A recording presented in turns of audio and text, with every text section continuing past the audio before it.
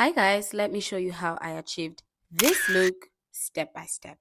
The first thing you want to do when doing your makeup is skin prep. I can't scream this loud enough because I used to be one of those people who can just come out of the bathroom and immediately start doing my makeup or even do my makeup without a primer. That is a sin, is a criminal offense. I'm not even referring to having 6 steps in your skincare routine. If all you have is a moisturizer, that's good enough. Makeup blends better on a hydrated skin, and having the right primer helps your makeup not only stick but last longer. After doing my skin prep, I go straight into drawing my brows, and you can do this with any brown pencil that you have. I do this by basically following the pattern of my original brows, and honestly this gets better with time. Also bear in mind that many great makeup artists don't even draw their brows this way. Some don't even draw at all. So at the end of the day, you figure out what style works for you. Next, I go in with my concealer. I mix 2 different shades because I want it to be bright enough to be highlighted on my skin, but I don't want it to be too bright.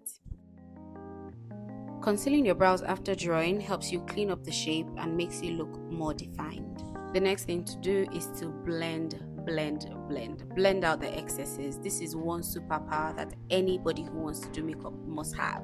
You must blend. The next thing I do is go in with my foundation. I use 2 different shades of foundation because I need them to match my skin right. Now, what did I tell you about blending? Yeah, that's what we're doing again. Another important note I must add is that before I use my beauty blenders, I make sure to wet them either with water, my setting spray. I wet them with something. This simple step helps your makeup blend better, helps more product also get into your skin. You can see that after my foundation, I applied my concealer under my eyes, my forehead, my chin, and under my nose, and on my nose bridge as well. After that, I go in with my powder to set those places that I have applied concealer. People typically have a setting powder or use a pressed powder before a setting powder, but I just use one powder for everything. Personally, as long as it gets the job done, I'm good. What comes next for me is usually my eyeshadow, and to be very honest, I never do too much. In fact, I use the same color all the time. Because I'm also going to use brown to contour my nose to give it a bit more definition, I just go down with the same brush as well,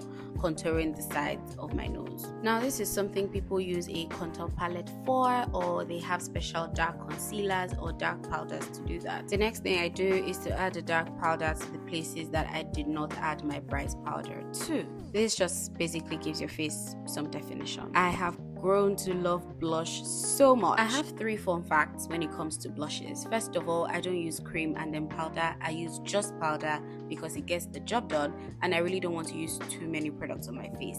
The second thing is I don't even have a blush palette. I simply use my eyeshadow. I use my setting spray before lining my eyes because somehow it always ends up smudging when I add that. So I don't know if that's the right order, but that's what I do anyway. The last thing I do is my lipstick. When lining your lips, you should follow the original line of your lips, unless of course you want to overline it. That's your choice.